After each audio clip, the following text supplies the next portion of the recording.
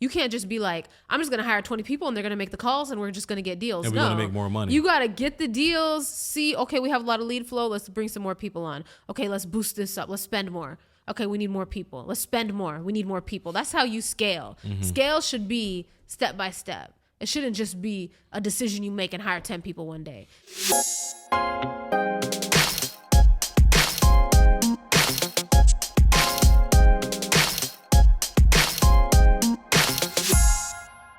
What's going on, millionaires? You're listening to the $1 Million Mind Podcast. I'm your guy, Kai Speaks. For another special episode around that entrepreneurship and that money. And we most likely going to get into some mindset as well. We got to have these conversations about mindset so that you can groom yourselves to become better entrepreneurs, better versions of yourselves, whether you're a father, a mother, a brother, a sister, or a business owner. You got to start with the mind so that your pockets can then catch up. We have Toddy Virtual in the building. And for those of you who don't know who Toddy is, right? She has been killing the wholesale game virtually. And hence why the name would be Toddy Virtual, right? Yeah. So she's been killing the wholesale game virtually. We've had one or two wholesalers come on the show and give y'all some game, but honestly, from the conversation I had with Toddy, like some of the things that she's exposing about the wholesale market, the real estate market, like from me being so far removed for the last couple of years, I'm just like, my mind is blown. She has been in over 5 different markets from like Ohio to DMV, Georgia, Florida as well. Also made over 10 to 50K a month. And in the last 12 months, she's done over 50 plus deals, which is very good for a virtual wholesaler. Like 50 plus deals, you know, we're talking about 5 deals a month.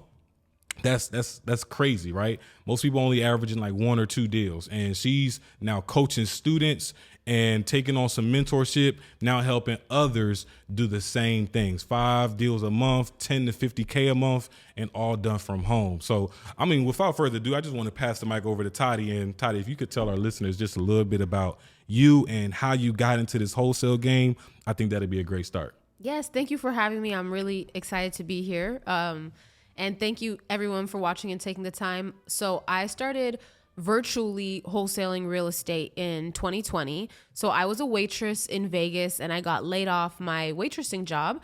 And when I got laid off, basically unemployment was $300 a week. And I knew I had to figure something out. I'm a single mom, so I still had to keep the lights on and pay the rent and everything. So I went on YouTube, like a lot of people do when they start wholesaling, and I learned about bandit signs, cold calling, doing all of these different things. So if you don't know what wholesaling is, let's just start there. But wholesaling is just being the middleman between a property owner and an investor. So investors want to buy good deals, but they don't have the time to go look for them. So as wholesalers, we look for those deals for investors. And we do that by reaching out to people who own properties, either calling them, sending them mail, texting them, and all these different methods.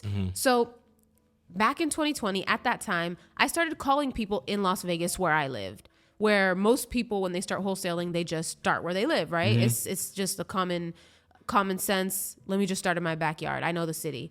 So I got a list and I started calling people, and everybody cussed me out or hung up on me. Right. Like, what'd you call me for? Talking about my house. Within 2 weeks, I just got cussed out for like 6 to 8 hours a day. Yeah. And I was going hard because I had to make something happen. So I'm waking up at 6 a.m., I'm working out, I'm reading, I'm looking at a script, and then I'm calling people for 6 to 8 hours a day. And it was so much rejection, I wanted to give up. And as I'm continuing to watch YouTube videos and educate myself every night, I would spend the whole morning calling and then at night learning more about wholesaling. As I was watching YouTube videos at night, one day I came across one talking about virtual wholesaling. And they were saying, hey, you can do this in any state. You're not limited to your backyard. And most of them were saying, go 40 minutes out. But I live in Vegas. There's nothing 40 minutes out. Right. We're in a desert. So I'm like, okay, I can't do that. Okay, what's closest? California. California is worse than Vegas as far as being a very, very expensive and saturated market. So I started to think to myself, okay, where can I get my next list from that people will probably want to sell? So I got on these wholesaling groups where people were selling properties, and I just started to look to see what cities other people were wholesaling in. And I kept seeing Ohio and I kept seeing Cleveland. And I was seeing properties there for like $20,000. That's a long way from Vegas, though. That ain't 40 minutes. It's not 40 minutes, but it wasn't going to matter anyway, whether I wasn't going to go, whether it was an hour away or 12 hours away. So Cleveland is 2,000 miles away from Vegas. There was no way I was ever going to go. So I knew I had to figure out how to do this all virtually, like this guy on YouTube said, right? So at that point, I started researching Cleveland, and I realized that a lot of people buy properties there because they're so cheap, but the rent is still pretty good. You can buy something for 30, 40K, and you might still get $900 rent. So it's pretty good rental market. So I decided to start Cleveland. I did the exact same thing. I got a list. I put it in a dialer system, and I started calling people in Cleveland. And on day 3, I got my first deal. Wow. Day 3, moving to a new market Yep. that you never even lived in. Yep. And you closed the deal. On day 3. Wow. That's a hell of a testimony. So what stopped you from, or I guess what kept you going after hearing all those no's? And then was it the same when you got to Cleveland? Were you still getting the no's? Was it just people were more inclined to talk to you? What was that dialing like transition into Cleveland? It was, so even on the first day, I noticed the conversations were different. People were even willing to talk to me. People were nicer. Some people did want to sell on the first day, but I wasn't able to make a deal. So I had a piece of paper next to me in the beginning. I didn't know, all the softwares or anything. So I had a piece of paper and I would write down their name, their address, and their phone number. And then I would go back. That was your CRM, piece of paper. Yep, that was it. It was just a piece of paper. So then I would write down all the people who wanted to sell. So when I was doing Vegas, it was 0 every day. It was just F you stupid B. Why are you calling me? Why would I sell to one of you when I could list my house and sell it in a week? And it was just, I could tell the market was very oversaturated with people doing the same thing that I'm doing. Also, there's some really big wholesaling companies in Vegas. At that time, Zillow had Zillow Home Offers they were buying. OfferPad was buying in Vegas. Redfin was buying. Every home buying major company was buying in Vegas. And then there's big wholesalers in Vegas too that are spending hundreds of thousands of dollars a month. So what I'm doing is not something new.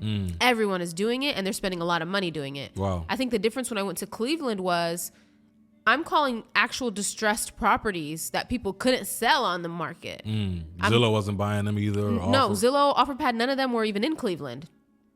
It's not really an appreciating market except for some expensive suburbs. So that goes to learning the market. There's going to still be some areas in the county that Cleveland is in, Cuyahoga County, that are going to be just like Vegas.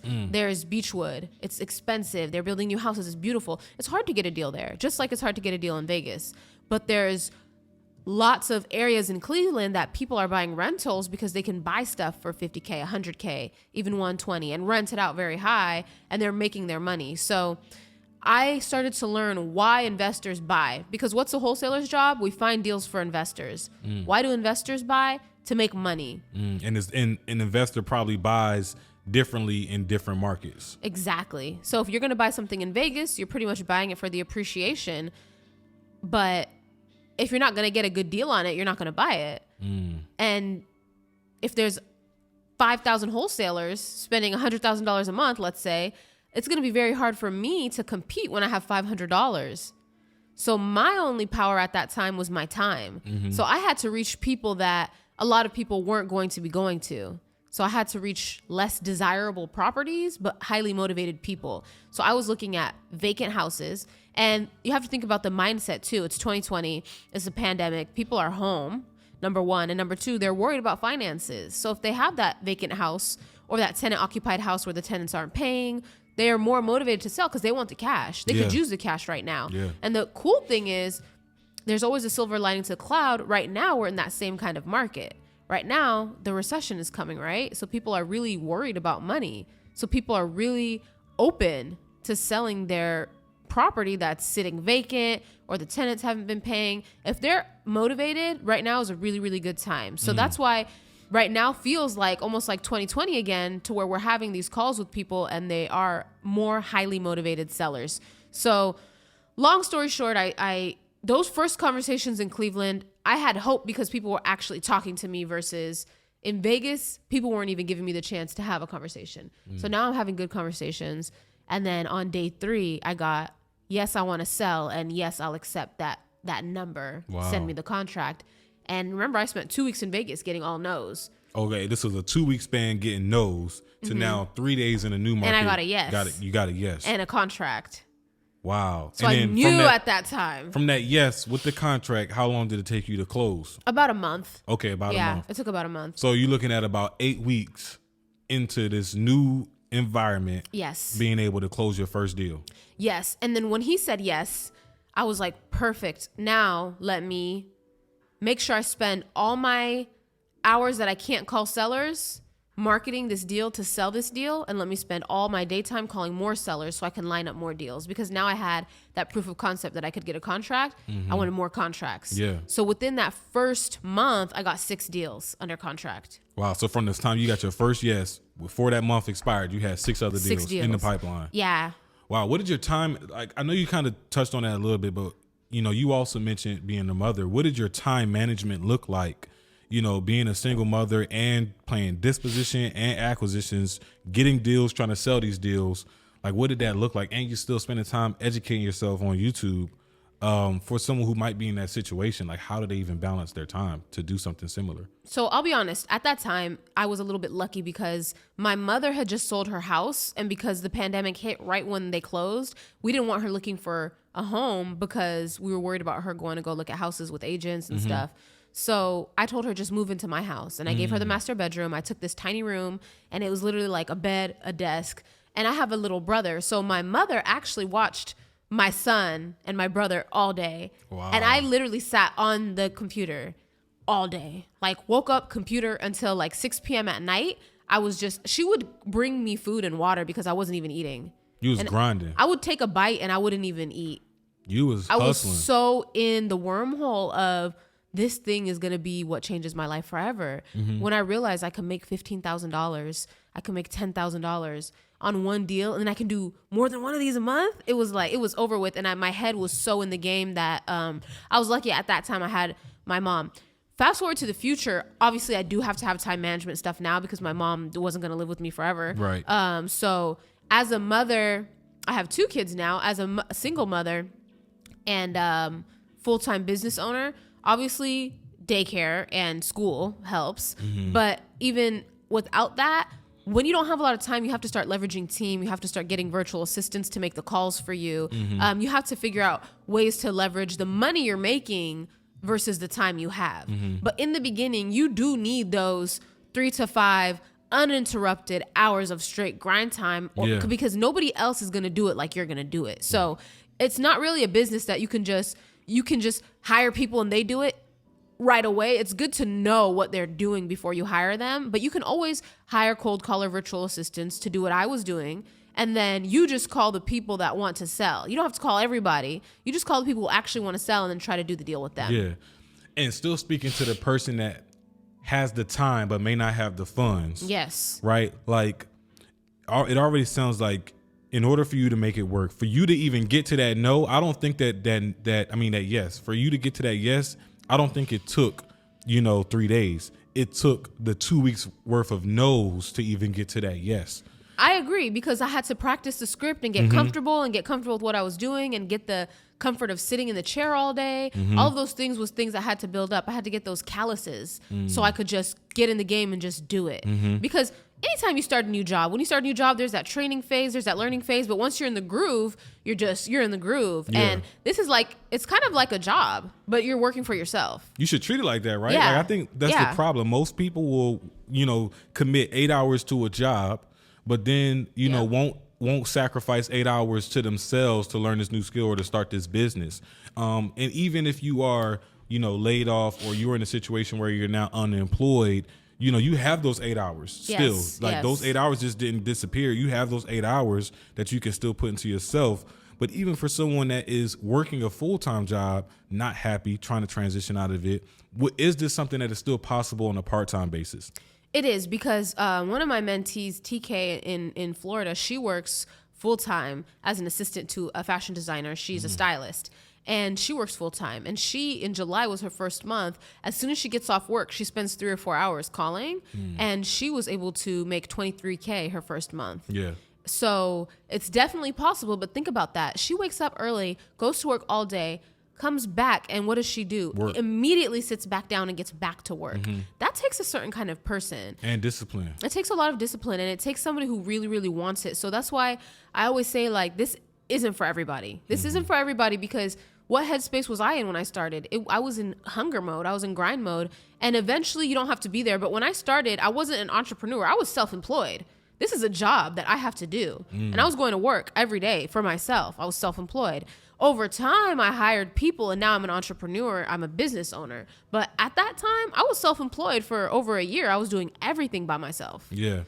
I'm glad you made that difference too. Like you spoke about the difference, because a lot of people would think that an entrepreneur and someone who's self-employed are the same thing, right? Absolutely. And we had someone on, we had Darius on the show a couple weeks ago where he talked about, like, just even when you're applying for funding, why you don't want to say you're self-employed, you know, on the application, because of just how the banks look at you saying you're self-employed. Yeah. It's not the same thing as being a business owner. It's you don't not. own any systems. You don't own a team. You are literally waking up, grinding for yourself, and it's not guaranteed that you can get to the paper right away.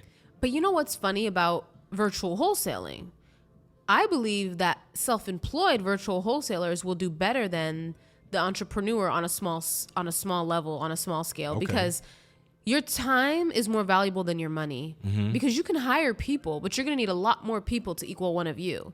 So you might hire 3 people to measure up to what you could do by yourself. So I'm a good talker. I'm a good salesperson. When I get on the phone, my 6 hours is going to equal somebody else's 24 hours that I could hire.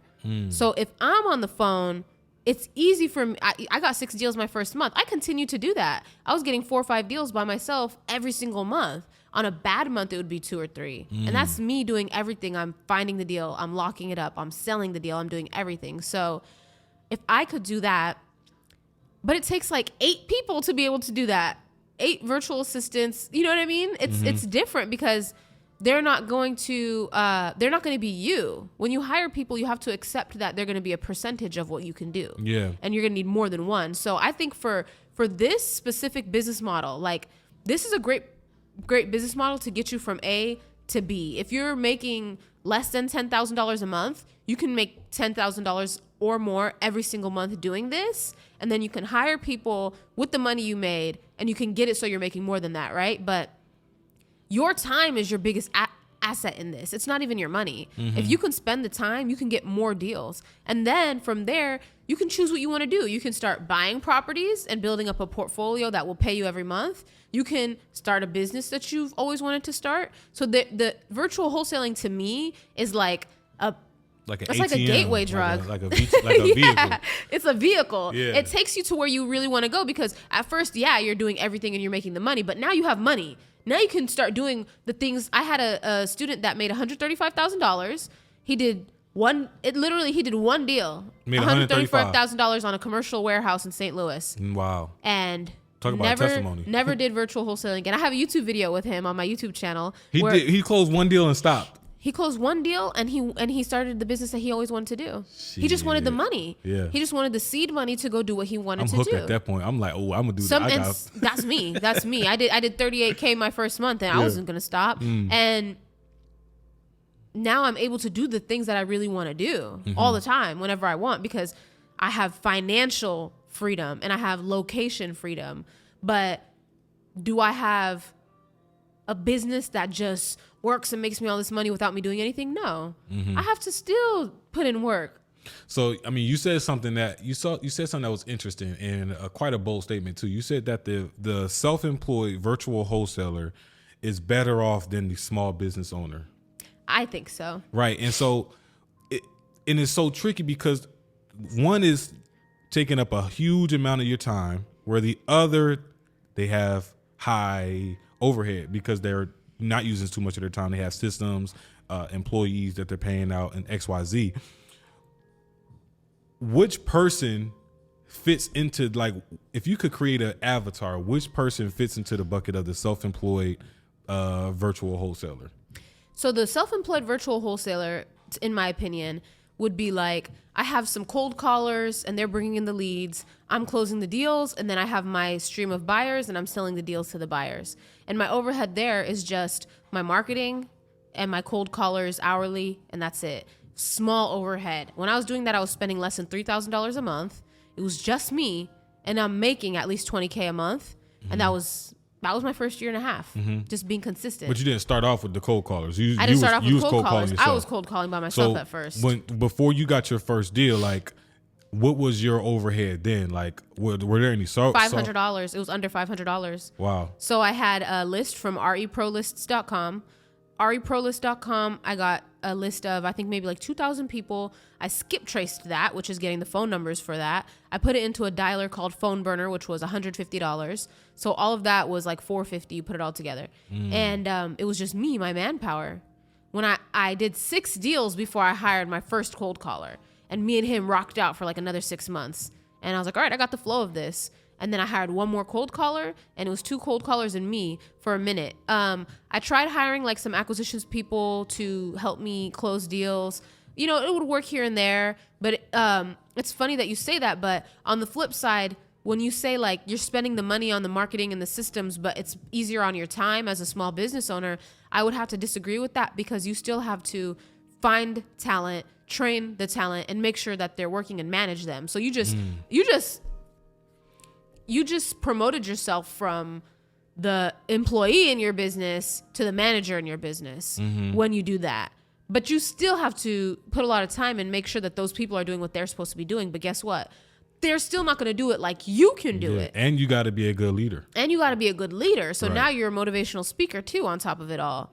And then what do you do on the next level? You promote yourself and you hire a manager. But you have to be making a certain amount of money to pay someone a salary plus commission to manage your business. So I know we're getting super in depth here, but that's why I say virtual wholesaling is a gateway, because I don't see many people wholesaling or virtual wholesaling at that high level with a team, being able to keep them motivated, being able to keep them performing at a high level, unless they are also like renovating houses, you know what I mean? And flipping houses. There has to be something else that you're doing with those deals that are coming in than just wholesaling them.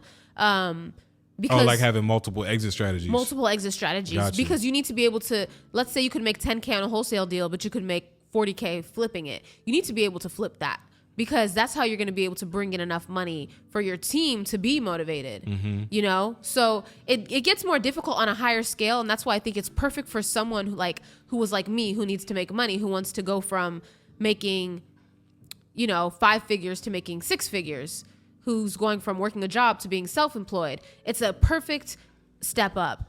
But as far as like a full scale business, it's complex. Yeah. And it has a lot of, nuances in it that I don't see a lot of people being successful. But I see a lot of people doing 1, 2, 3, 4, 5 deals a month, making 10 to 50K a month, and being able to do that consistently.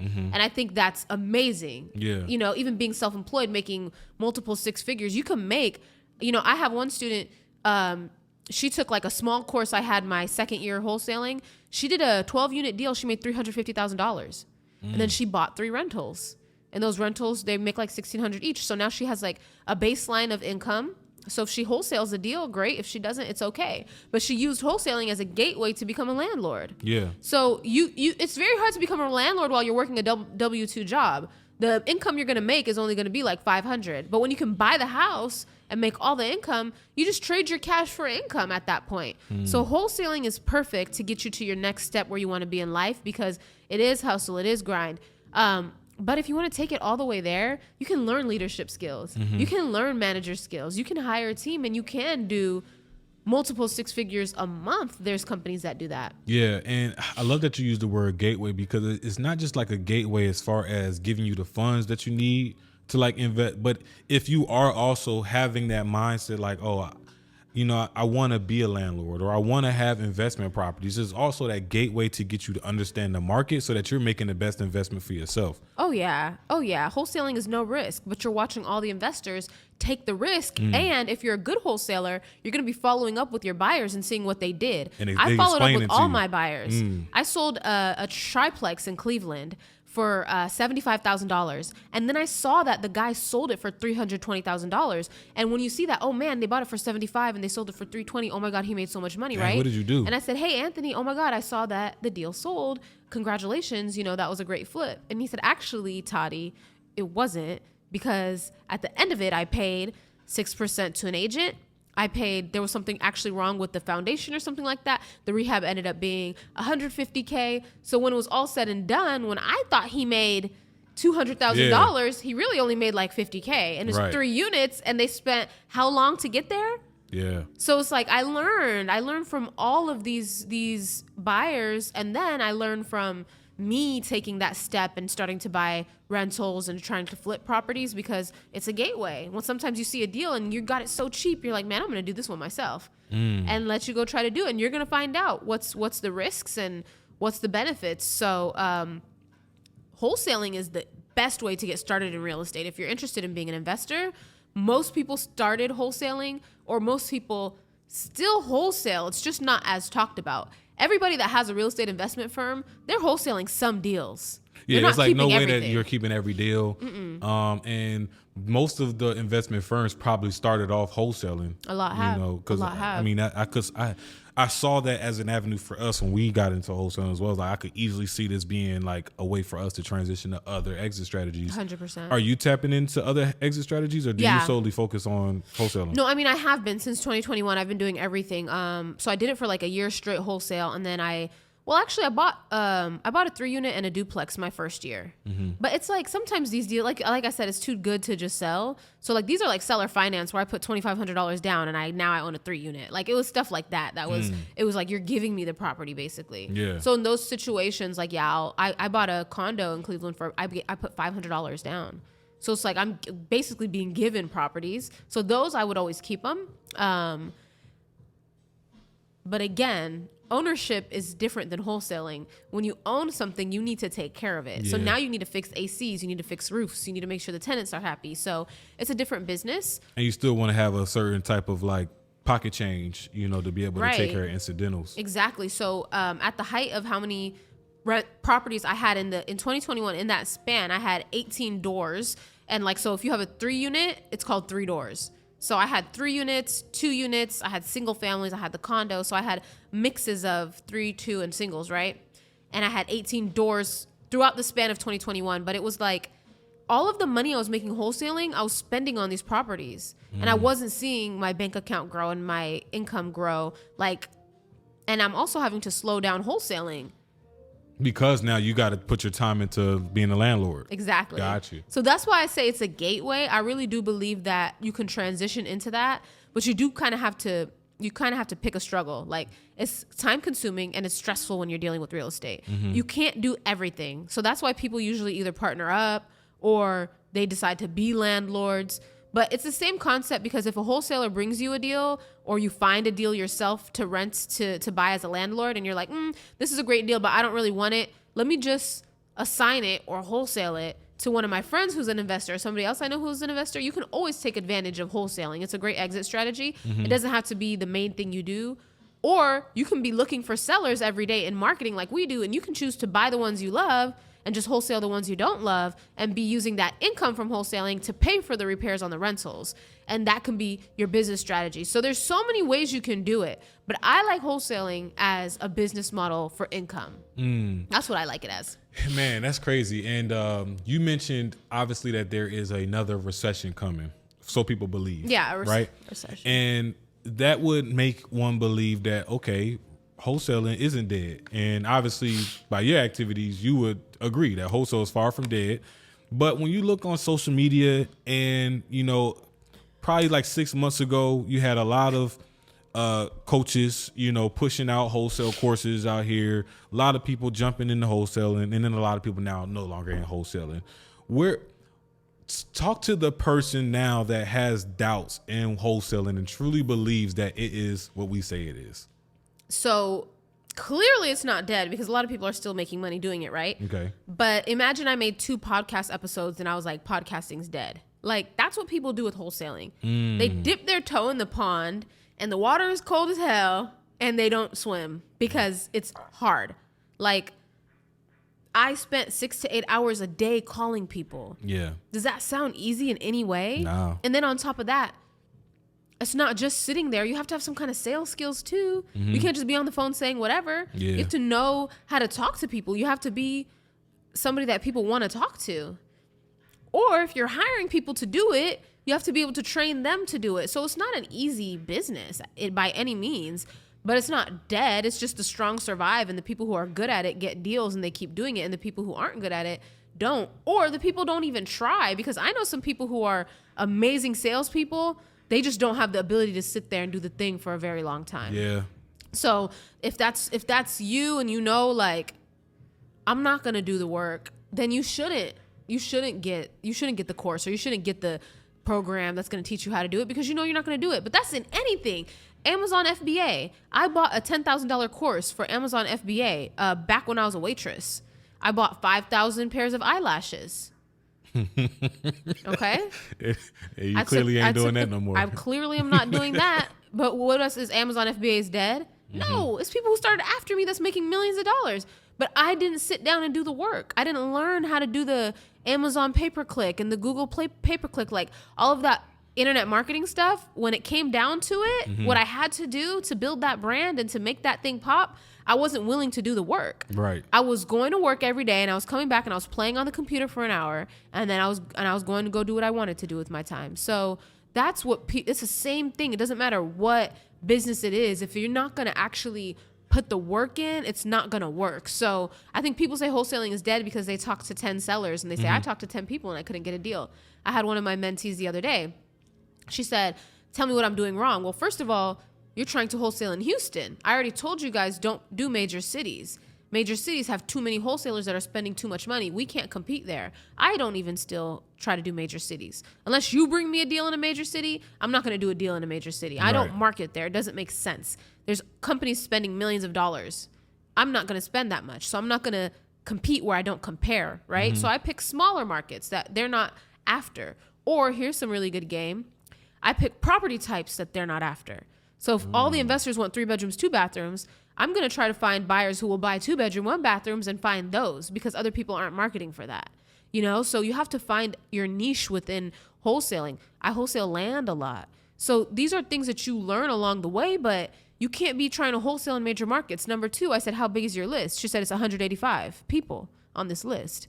So like a small list, huh? Yeah, it's way too small. What should the average list look like? 10,000. Oh, wow. Yeah. Shit, super small then. Yeah, super small. Yeah, I mean, when you use the RE Pro Lists software that I tell them to get the list, you get 10,000 properties a month. And then you can skip trace that for $300. So why wouldn't you just go get the 10,000? It makes sense. And then now you have enough to work with. You have enough people to call through. Because if I call 10,000 people, there's going to be a deal in there. Yeah, but if you call 185, you probably only got 1 day's worth, like maybe 2 days worth of leads to call. When I was on the auto dialer calling 6 to 8 hours a day, I could get through 800 dials. Oh, yeah. So that's that's not even an hour's worth if you're on a dialer and you're sitting there and you're doing. So it's just like success loves speed, right? So you have to get through as many people as you can. It's a numbers game. So if I'm getting through 10,000 people every 5 days, do you think I'm going to get the deal first, or someone who's going through 200 people that same week? That's the problem. People don't realize the scale. And then the second half of that is like, I told you I used a piece of paper in the beginning, but once I got to 20 leads, I realized I can't keep up with this. Using something to organize it. So you call the 10,000 people, but a bunch of people didn't answer the phone. You need to keep calling that list at least 6 to 8 times. And then you need to keep track of what numbers are wrong and bad, which the dialer system does for you. And then try to find those people by sending them mail. You get all this data, and you need to be able to like continue to use that data over time, because even if they say, no, I don't want to sell today, a year from now they might. We did like 7 deals this year that came from 2021. So, you know, it's time. Yeah, because sometimes they're not just in the market to sell. Yeah. They might not be ready. Might not ready right now. Might be going through something. Now, I remember one time I was calling somebody, and they called me back like a year later and was telling me that like a family member had died. Yep. So it's like, you never know what somebody's going through. You never know what someone's going through. Follow up, all the fruit is in the follow up. And guess what? Like any business, you learn as you do it. The problem is people want to know everything about wholesaling before they start. Why I succeeded is because I just started calling people. And then when I got the deal, I figured out the next step. And then when I got to that next step, I figured out the next step. And now 3 years later, I have a huge wealth of knowledge that I can now apply with my team to any deal that comes in. Because I have the knowledge, because I went through it myself.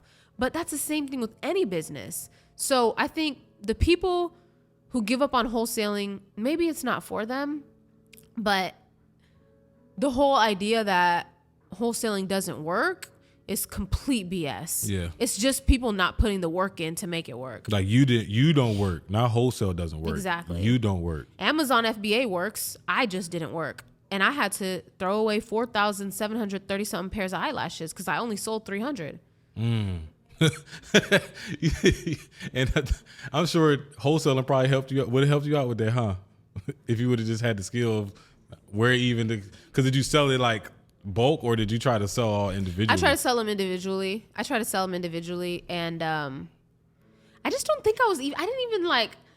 I'm not even the girl that wears at that time. Like now I get eyelashes, but I get them done. I'm not the person that's going to spend all that time every day putting eyelashes on. Mm-hmm. So it was like, it wasn't even the right business for me anyway. And I wasn't excited about it. Yeah. I just did it because I thought that it was a way I could make money. But real estate excites me. So I think that's why it's also good for me to be in this business. Cause real estate excites me. Like I walked in here and I was like, oh my God, the exposed brick. Like I love this. So it's like, She's not lying. She did that.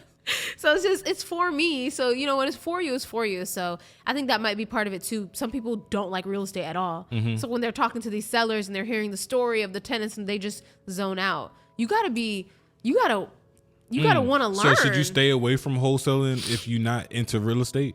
Unless you're just going to do it to make a certain amount of money and then go do what you're into. Yeah. But I do think that people's profits should be aligned with their passion to some extent. Right. I'm not in love with real estate to the point where it's like I'm obsessed with it, but I like it enough for it to be enjoyable to do. Mm-hmm. And then the money I make from it, I'm able to enjoy time with my kids and my family. And that's what I like about it. I like the money it makes, and I do enjoy like the aesthetic of real estate, and I like learning about ways to make money. Entrepreneurship is something that excites me. So when you talk to sellers, a lot of them are landlords, mm-hmm. and they'll tell you their story about when they owned this building or that. So me being excited about what they're talking about definitely helped me close deals. Is the person that has a lot of time but no money, or the person who has a lot of money with a little bit of time, out of those two characters, who is more likely to be successful in wholesaling? Well, if the person that has a lot of money but not a lot of time is a really good leader and business owner and has like a systems brain, they'll do better because they're going to be able to leverage the money and build a strong team, right? Okay. But if you're just Joe Blow and you don't have no experience leading people, like you got daddy's money or mommy's money, or and you never came up on the lottery or something. You definitely need to be the person that spends your time and uses a little bit of money so you can learn it before you go try to lead people. Because I know a guy who did, he was like really good at having virtual assistants, and he had $1 million business online doing like Shopify or something like that. Mm-hmm. And he leveraged virtual assistants and money to do that. So he jumped into wholesaling with 11 VAs right out the gate. And he used money, and he had a very successful business. He made $100K his like first 3 months. Wow. So, Nathaniel, shout out to you. But somebody like him who's already really business savvy and can train people. They already owned a business. Mm-hmm. They know the mindset of these overseas virtual assistants. They know how to train them. They know how to get the best out of them. And they just have to put money into tools and watch those people work and make sure they're working. That person's going to win because they're able to do way more than me with my $500 when I first started. Right. But if you haven't even flirted with a business before and you have $5,000, you could easily waste that. You could waste that if you're not the one learning, because as you're doing it yourself, you're learning. Yeah. That's the beauty of doing something yourself. You're learning step by step. Learning about the market, like you said, learning about the buyers. What do the buyers like? What areas, which is the most important part. Like day 2 and 3 of my mentorship, like day 1, you pick your virtual market. Day 2, you're establishing presence there and you're learning and you're connecting with people so they can tell you, oh, they're building this hospital over there and it's the hood right now, but in 5 years, it's going to be really big. So all the buyers are buying there. That's stuff that you need to know because that's where you need to be getting your list from. And then when you're talking to sellers, you can say, oh yeah, I look for properties around that hospital and now they're like, oh yeah, this person's legit. They know what's going on. All those things help. But if you're not able to compress that and know what to do and then say, hey team, this is what you say to sellers. You buy around here because blah, blah, blah, blah, blah. And then you tell the sellers that and you'll have more credibility. Now your team is able to do that because they learned from someone who knew. But if you don't even know to do that, And you get this team and they're just like, hi, Joe, do you want to sell your house? Yeah. You know, it's like, it's just not the You same. don't even know how to coach them. This is sales. It's marketing. It's relationship based. It's, you know, there's a lot of nuances into it that make it great. So the best thing to do is learn it yourself and then hire people to do it. Would you advise, like if someone is listening to this and like, oh, okay, this sounds really interesting. Would you advise them to jump right into grinding like Toddy did with like 6 to 8 hours, full force, or let's say they can't really put that time commitment? Would you advise them partner with a wholesaler, maybe like doing some acquisitions, or is it just worth you just jumping in yourself? So if you're going to be doing like closing for somebody else's team, that's tough. So it's funny because before I even started, that was one option I considered. And I talked to this company that was in Las Vegas and they were like, we'll pay you 10%. And they wanted me to cold call. And I'm so lucky I didn't do that, because imagine I would have been cold calling all day for 10% when I could have been doing it for 100%. So it's murky waters. If you're going to go work for someone else, they're going to expect you to put the time in anyway.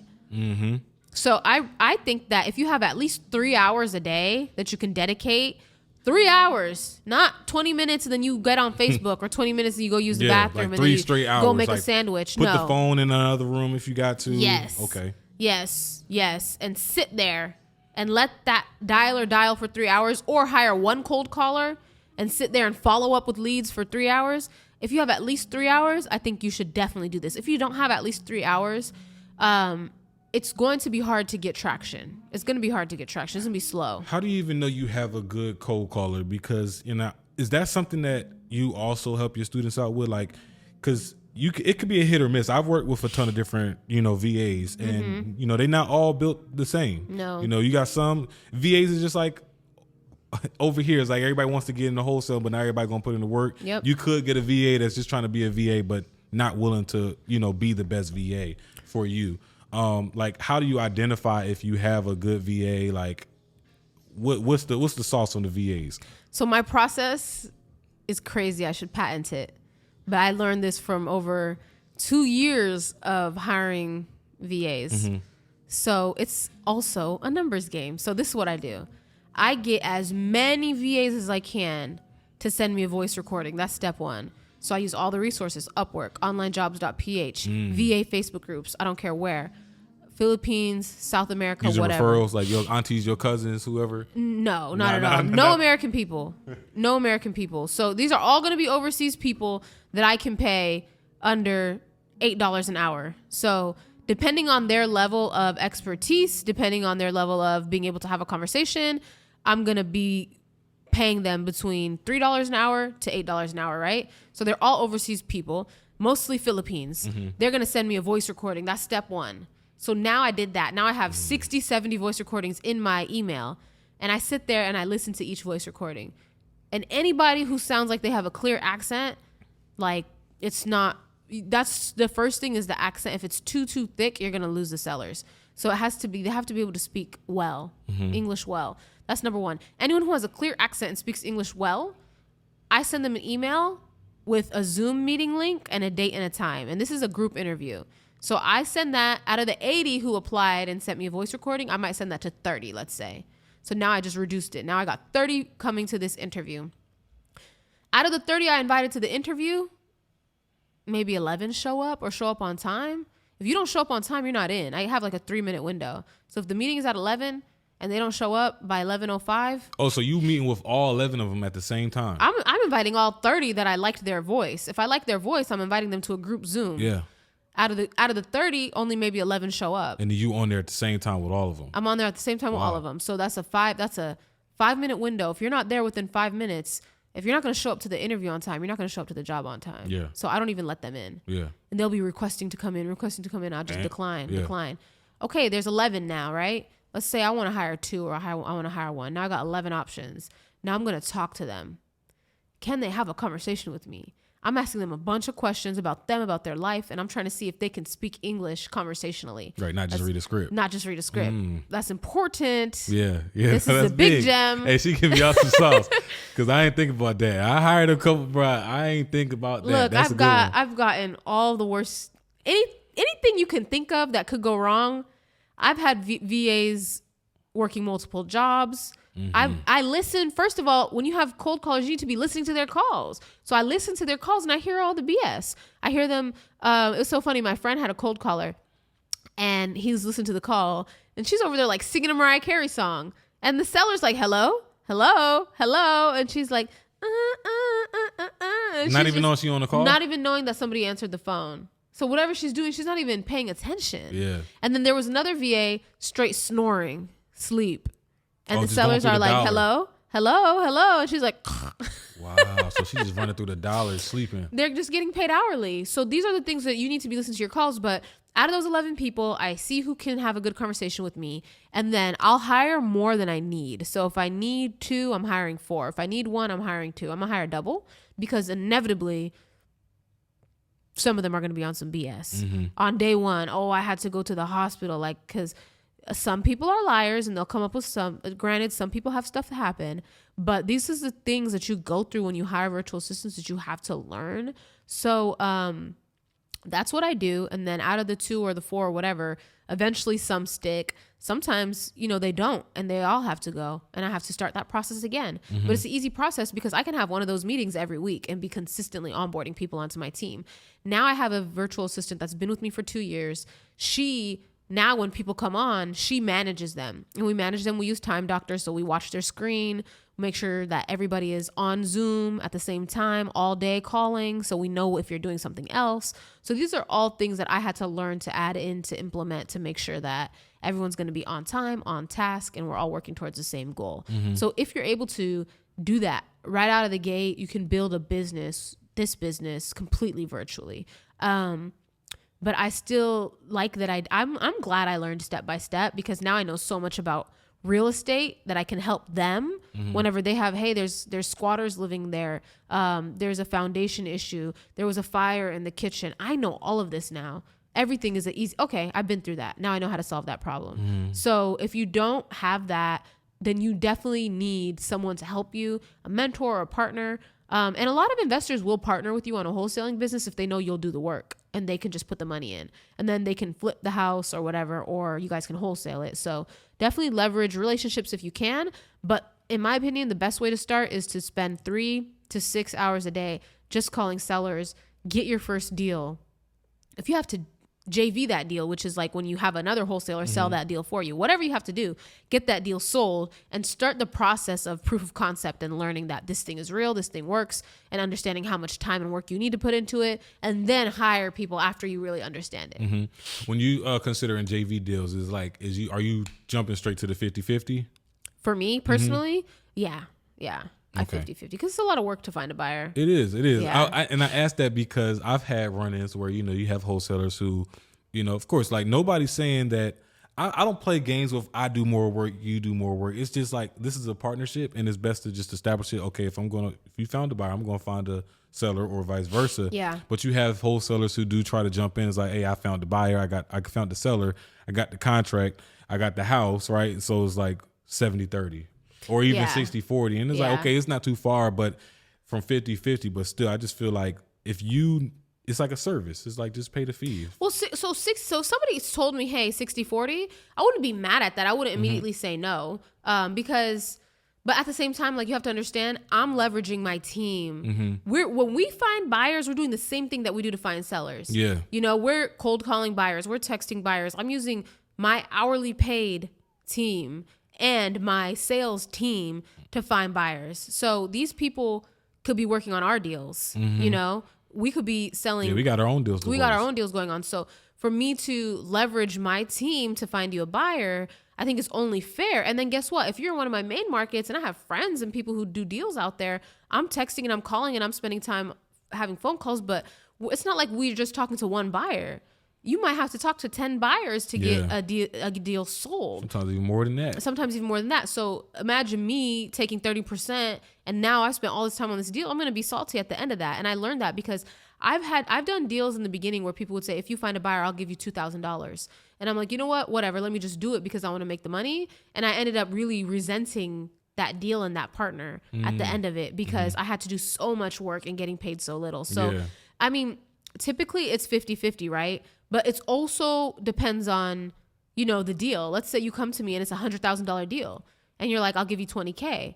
Like, okay, that's cool with me, you know, because it's enough money either way. I'm not tripping off that. So I definitely think it's case by case. And if it's not even a 10K deal, I'm probably not even going to JV it, because it's like, I'm going to have to use a lot of resources to make 5K and then pay my team too. It's just, it may not be worth it. So it's definitely case by case, but we have a really solid JV system. Like, people send us deals. We immediately know if it's a deal or not, or if they need to get it reduced. If they need to get it reduced, we tell them. If they do, cool. If they don't, they don't. But if we can sell it, we sign an agreement together, and then we go ahead and sell it. And it's really rock solid. And I don't say, yes, I'll JV with you unless I really think that we can move it. Yeah. Now, I mean, it sounds like from you're giving us the perspective of joint venturing and JV, and like now, of course, where you are currently with your wholesale business. Yeah. Starting out, is it like, would you recommend, like, let's say if someone wants to pick a side, right? Like, let's say someone says, okay, I'm either having really good luck finding sellers or I'm having really good luck finding buyers. Would you, as someone who's new, consider or recommend that they just find one and then just try to find a JV partner to kind of wholesale the other? Like, nah, just go through the whole process. Yeah, because okay, let's say you're on the buyer side. Let's say you're like, I'm gonna find buyers for people, right? And then now you got to find a wholesaler bringing you sellers. Now you find wholesalers bringing you sellers, but if that wholesaler finds their own buyer, they're not gonna do the deal with you anyway. So you might spend a lot of time finding buyers and not being able to do the deal because they found their own buyer, you know, unless you lock them up in a contract, like an option contract. Yeah, like exclusivity, get that. Yeah, which you could, but a lot of wholesalers aren't going to sign that because they're going to want to find their own buyer. They're just using you as if I can't find a buyer, maybe you can sell it for me, right? So number one, and then number two, all of the showings, the dealing with the seller is up to another person. So now you have this third party in between the deal. Now you got a buyer juiced up, ready to buy. But if that wholesaler is not performing, now you just disappointed your buyer and you lost credibility and you ruined your reputation. Right. Now flip that around. Let's say you're only finding sellers and you're using other people to find your buyers. Same thing. Their buyer is faulty. Now you look stupid to your seller because you didn't go through the process of vetting the buyer they were supposed to. So if they didn't vet the buyer right, now you lost the whole deal because you were counting on somebody else. I'm not somebody that likes to count on anybody. I don't like to depend on anybody in my life. I want to be able to do everything by myself. So yes, the JV outreach model works. Yes, the agent outreach model works. All of those models work, but I don't want anybody between me and my check. So in my opinion, doing everything ensures that you're going to have a business that makes you money, which is the only reason I'm doing this, you know? So I don't like relying on other people. Now, let's say I did a couple JVs with someone and I'm like, man, that dude is solid. He does what he says he's going to do. I like the way he works. He's got hustle. He makes sure everybody's looped in. The seller always knows what's going on, you know? And I like that person, then maybe we'll form a relationship over time that he can find the deals and I can sell the deals, or I can find the deals and she can sell the deals. Over time, we can work something out like that. But I would never set out in this business as that being my primary model. Yeah, kind of like a relationship you would almost establish with like a hedge fund that you really enjoy working with. Yeah, like I can dispo all these deals to this hedge fund, but that doesn't mean that I'm not gonna also send it to other people. Send it to other buyers and maintain my buyers list and maintain my relationships with my other buyers because you know, you never know. You can't leave all your money in somebody else's hands. You got to be able to make your own money. So that's why I think it's important to do both sides, but that's, you know, up for debate. Some people think that just doing dispo is good because they have no overhead. Yeah. I think that's good advice. Just not even, you know, wholesale on the side. That's just good life advice. Just doing the work. Whenever you jump into something new, it's just good to do the work, you know, commit the hours to learning the skill, commit the hours to making yourself better so that you do, once you close your first deal or you start making money in the business, you now have the understanding, the know-how, and the leadership to be able to train teams and scale the business effectively by just going through those motions and not trying to skip steps. 100%. Because I think that ultimately what people look at the money for is just a way to skip steps and move faster. But sometimes, you know, what they say, the bigger you are, the harder you fall. Like sometimes if you move too fast, you can fall just as faster. 100%. You know, 100%. And I think we even experienced that. We had like super scaled our teams, and you know, just as fast as we scaled our teams, we had to cut these guys probably just as fast. Overhead will kill your business. If you have this super big overhead, that's why like a lean team that's efficient is the best way to do this business. I don't like wholesaling as a business with like 20 people on a sales floor. Like, that might work for some business models, but I don't like that for this. I like, at the most a team of like 6 to 8 people just killing it. And most of them probably virtual. And most of them will be virtual. Maybe like for morale, maybe there's a couple sales guys together in a room just to, compete with each other and have fun and stuff. That would be ideal to me. For me, everything's been virtual 100%. So all my salespeople have been remote, and everything comes with its own challenges. Yeah. So like, that's why it's good to have a mentor who's kind of been through it. And I have mentors, and I invest in masterminds, and I invest into mentorships, because I have this conversation with my mentors, and they're just like, no, we did that and it didn't really work. But when we did this, it worked better. And that's why mentorships are so important. Mm-hmm. And that makes a lot of sense too, because you mentioned like if that overhead is super high, let's say you have an overhead of 50 G's, it's like now you don't even want to take the wholesale deals that might be 10K deals, because now you're swinging for deals that are 20 to 25K minimum, so that you can, we just got to close 2 deals to break even. Now we got to close 3 to make a profit. And it's like, it's way too much pressure to where, now even looking back with being on a team and you sacrificing now getting the whole pie to just a commission, is like, sometimes that even made a 3K deal like not even exciting, because you only getting like 6%. For sure. You have to grow into scale. Yeah. You have to scale out of necessity, not because you want to. It has to be like, shoot, we have too many sellers that need offers. Let's hire one more salesperson. Okay, now let's see how this feels. All right, now we rocked out for a month, 2 months, whatever like that, and we're good. Oh crap, now we need more marketing. Okay, let's spend more money. Like, you have to grow into scale. Scaling is not something that you do.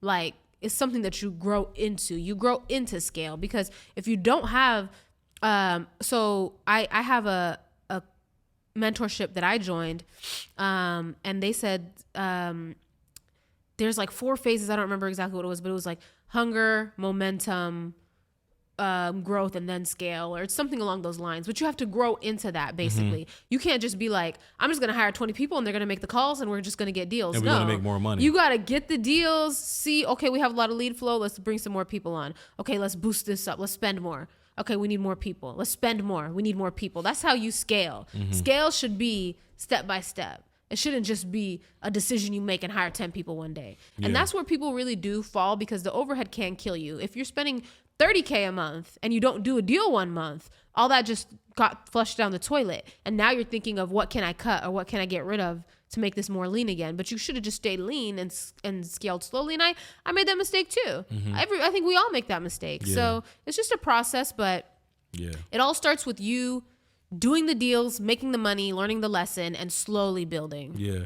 It does make a lot more sense, because at the end of the day, you have those bad months. It's a lot easier to tell yourself, okay, no eating out this month. 100%. But who are you to tell somebody else, like, okay, we did a bad month. You can't eat out. You can't spend time with your family. You can't do this because we're not doing good. Yeah.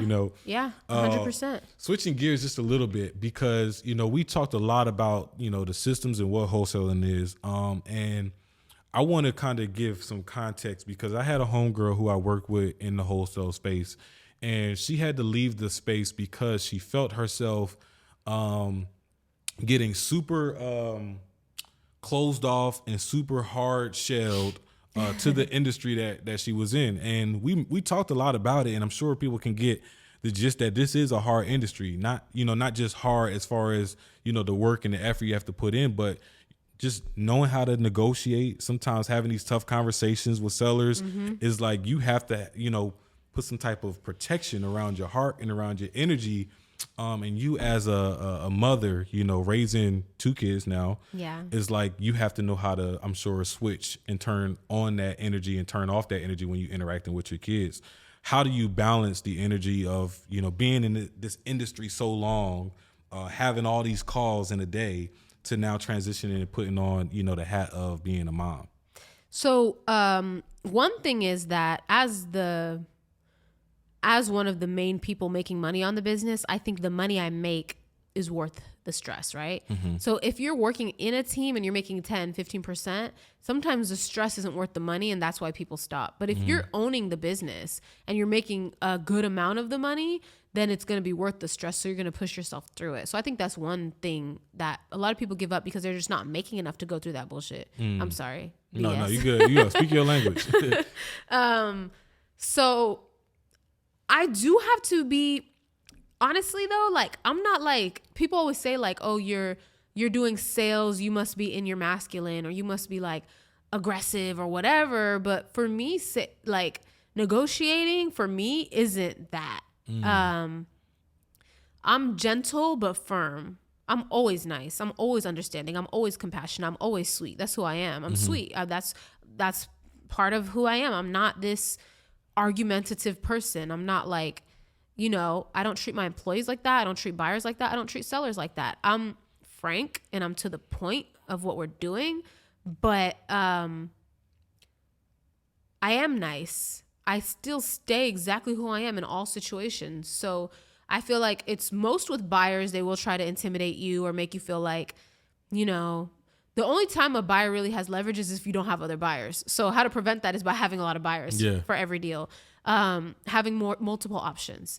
The only time you start to get desperate in a relationship is when you don't have a lot of options. But if you got 5 people trying to take you out on Friday night and one dude's acting funny, you don't really care about those other, you don't really care about him because you're like, I got options. And it's the same thing with buyers. So you got to have options. Let's say you don't though, and this buyer's pressuring you. And a lot of older foreign and older men in general do treat women worse because they're not used to women being in this position. So that's a big thing. But you definitely have to have a thick skin when people talk to you. And then you have to have the tactfulness, which is a word that I really like. Tactfulness is like knowing how to talk to people without offending them. So when somebody treats you in a way that you don't want to be treated, you have to be tactful and then respond to them still politely but firmly. So for example, I had a buyer who heard my baby in the background and was like, what are you? What do you say? What are you, a housewife trying to sell this house? Blah, blah, blah. Like, he was being just straight up disrespectful. And I'm like, I work from home. Wow. Many people work from home in this time. This is like 2021. COVID's still going on. I'm like, I work from home like many people.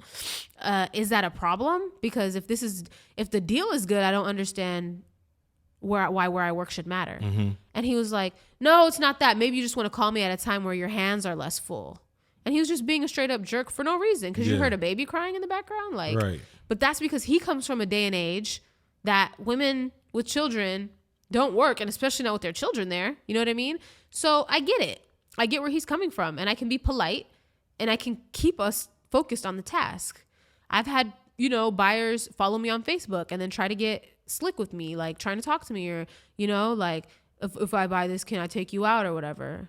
And I'm like, let's just stay focused on this. So it's like, as a woman, people will try you in different ways and they'll try to negotiate hard because they think you're going to fold, but you don't have to be hard. You can be gentle, but firm, stay on topic, and use your negotiation skills to get the deal done. Don't, you don't have to worry about that. And I don't feel like I'm this hard person at work and then I got to go home and take this, armor off. I don't feel like that. And when you're a mom, you kind of got to be firm too. So I'm the same in all environments. You still got to be gentle and firm. Yeah, right? You still got to be gentle and firm. So that's good feedback because I think what you did was just give more context to our women that are, in this space and, have the thought or the assumption that you do have to take on this hard persona. You do have to be this person that we see in movies on in law firms and sales offices. Like the devil wears Prada. Yeah. You ain't gotta be that you're person. not going to eat lunch today because you need to make me money. Like, right. That's not reality. Like, and nobody wants to work for anybody like that or work with anybody like that. Like, be a human being. You're just a human being. We make mistakes and you own it. You make a mistake, you own it. Somebody is treating you bad, you stand up for yourself. But you take each situation and you got to think, and this is just being a boss. I don't care if you're a man or a woman. Men do have to do this too.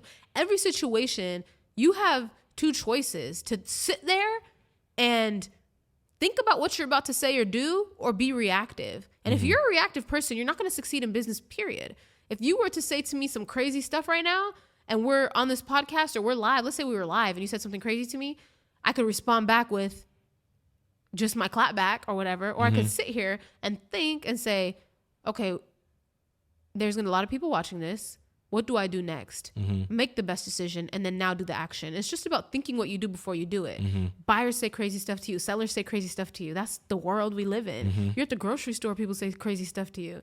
In every situation, you have the opportunity to be reactive or to stop and think. And as long as you stop and think and make the best decision, you know, you don't have to be anything but you. You can be that gentle, sweet person. You can say, I'm sorry, I really wish we could do that, but my team won't let me, you know, sell this for any less than $35,700.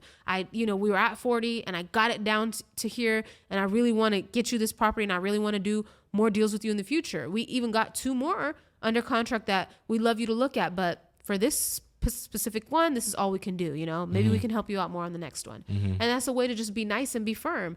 But, you know, if somebody's playing hardball and you have another option, then go with them. If you don't, then sell the deal. You know, every situation calls for something different. Yeah. You're not always going to win. That's negotiation. And that's what I love about wholesale. It just teaches you how to be, you know, to see a situation and just think about the best way to handle a situation. Yeah. It's all going to be different. A script can't teach you how to sell every deal the same way. It's not one size fits all. You got to be flexible. You got to be flexible. You got to be fluid. You got to just go with the flow sometimes and be yourself. Be yourself, because you're going to deal with people on a day-to-day basis. You don't want to be anybody but yourself. Don't let them get used to that other version of you. I think when you have to be somebody else is when it gets overwhelming. Like, I have to be this hard person and you feel like you're soft. That's not, just be soft, be cool, be chill. It's cool. You know? Yeah, man. Toddy, you are giving out some sauce, and I'm sure at this point we got a lot of listeners who are like, yo, I think I might give this wholesaling a second chance. You know, she gave me some proof of concept. She gave me the proof that wholesaling not dead, far from it, and that it's very viable for people to get back into this market if they go about it the right ways. Talk a little bit to our audience about your challenge, because you are starting a challenge at the end of the month.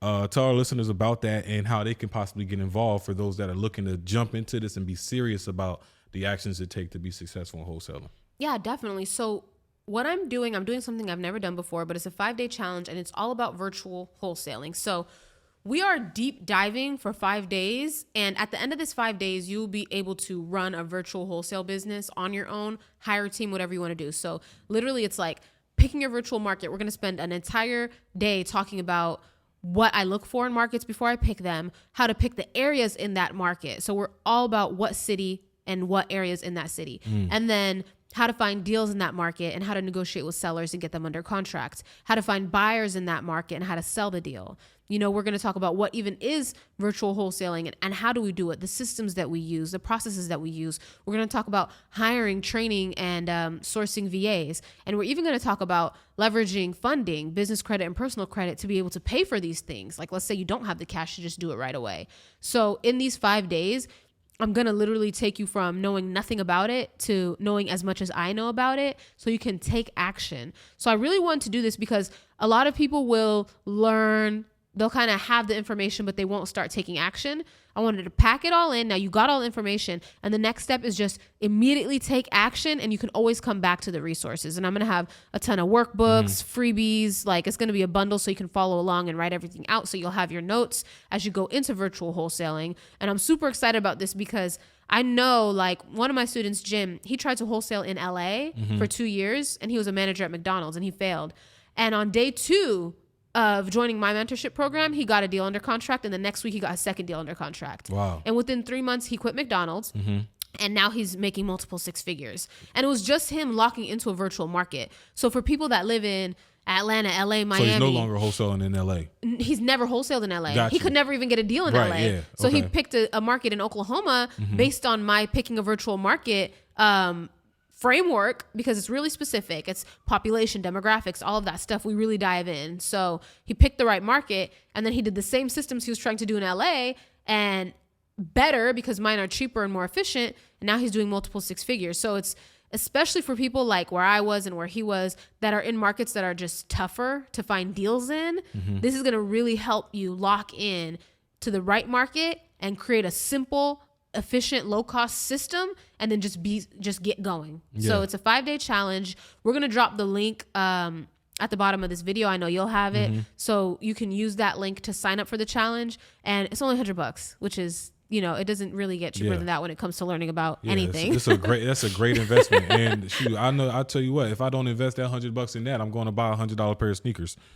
So it's like, that's a super great investment. And I appreciate you for even, thinking about the audience, giving this information, giving this game, and having such a valuable offer for them at just $100. I mean, that's still insane. Well, my idea is like, obviously nobody's just doing stuff like this for $100. Like I'm not in it for the $100. Hopefully you do it and you love me and you love my teaching style and you want me as a mentor. But if not, you got a crazy amount of information for $100 and you go use the information. Yeah. If you like me, I'm here. You know what I mean? Yeah. And it's just, it's a way for you to get to know me and me to get to know you and us to understand each other's work ethic and drive. And I'm giving you all the game in 5 days. Yeah. 5 days is enough for me to really break it down, because obviously like an hour isn't enough, but those 5 days is enough for me to really break it down. And then you take the ball and you run with it. Just run with it. Hey, I got a question for y'all though. Who's going to be the next Jim?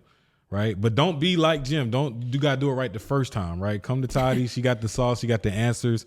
And Toddy, I really appreciate you, hopping on here, giving our audience some game, bringing the energy that you brought as well. And, even put me on some things as well, some new information, which I appreciate. Before we transition and before we wrap things up, of course, I want to give you the space to tell our listeners about where they can find you, any other special things you have going on, and most importantly, what you're excited about. Yeah, definitely. Follow me on all platforms at Toddy Virtual.